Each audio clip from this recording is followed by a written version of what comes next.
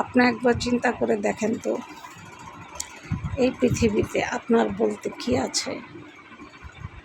আপনার যে শরীর, আপনার দেহ, মন, চোখ, নাক, কান, জবান, যা কিছু আল্লাহ তাআলা আপনাকে দিয়েছে, আপনার বলতে কিছু আছে এই পৃথিবীতে? মাঝে মাঝে শুয়ে একবার চিন্তা করবেন যে আমরা যে খালি আমার আমার আমার আমার করি, আমার বলতে এই পৃথিবীতে আসলে কি কিছু আছে? আমার বলতে এই পৃথিবীতে কিচ্ছু নাই। এই কথাটা কেউ যদি জানতো, তাহলে হিংসা অহংকার সব কিছু ছেড়ে খুব ভালো হয়ে যেত। এই পৃথিবীতে আমার বলতে কিছুই নেই।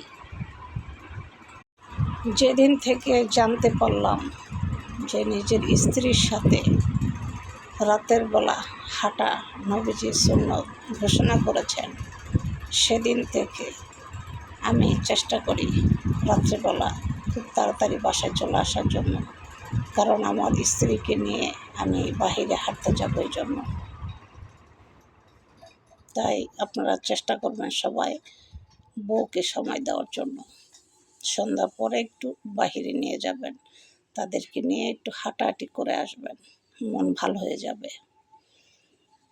আসলে আমরা এই জিনিসটা বুঝি না অনেকে। মাঝে মাঝে স্ত্রীর নিয়ে বাহিরে হাঁটতে যাবেন, স্ত্রীর মন ভালো হয়ে যাবে।